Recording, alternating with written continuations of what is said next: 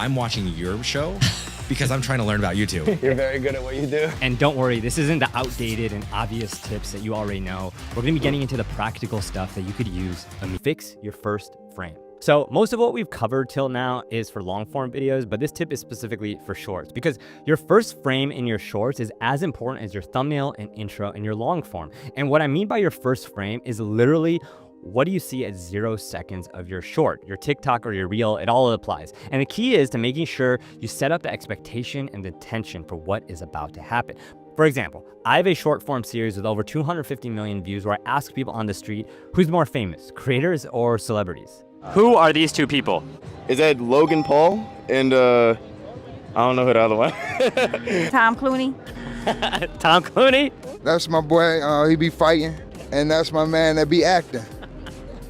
And my first frame for these videos is really dialed in where I have this physical printout with the faces of a creator and celebrity, so you immediately get it. But honestly, it did not start out like that. Like, it took lots of iteration because my first attempts were just terrible. I did this whole boring monologue where I said, hey guys, we're here in Hollywood asking people who's more famous, creators or celebrities. First up, we have Logan Paul versus Tom Hanks, like way too long. Then I had a shorter version of that question and prompt, and then I had an even shorter question where I said, who are these two people? You saw the faces and we're off to the races.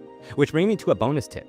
Whenever possible, use props like printouts to show it physically, not just digitally with graphics like most creators do with all the editing tools available today. And here's another example. Keegan Evans has this amazing format where he makes videos based on a random product and a random genre by putting them in 2 bowls in the frame and putting note cards in them. Like, he'll pick a card that says Oreo and then action movie for the genre, and he'll make that into a short video. It's really good. But the way he sets it up physically and has everything in the first frame is a great example. Here's another one. For my shorts where we compare creator products to Fortune 500 products, I tried to make my first frame as visual as possible. The bottles, the blindfolds, everything is right there physically. But if I'm being honest, I think Logan did this much better with his first frame where he did a similar video because he shows everything more clearly with even fewer graphics. He brought the bottles up in the frame, he put sugar on the table when comparing the sugar count, and then he wrote out different note cards to show you things about Gatorade versus Prime. And you know, I actually had a chance to ask Casey Neistat about this because he draws things on his hands, he makes cutouts, printouts better than nearly anyone.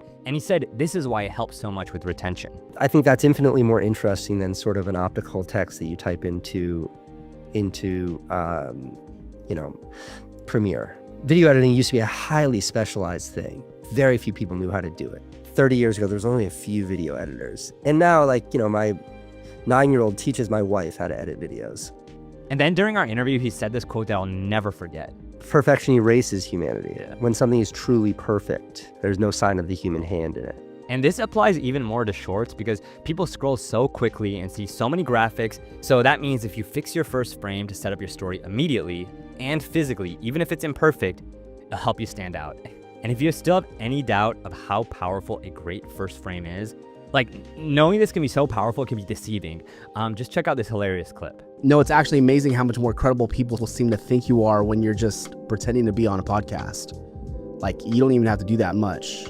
It's just all you really have to do is look to the side of the camera as opposed to looking into the camera. People are like, wow, he's got to be really important to be on a podcast. I'm ready to buy whatever supplement he's trying to sell me. Literally by having a sure mic and looking off to the side in his first frame, it makes us feel like he's on a podcast when he's just looking at the wall. Like, I'm not saying do this, but it's crazy how these little touches in your first frame can change the expectation of the short versus him just looking at the camera like this.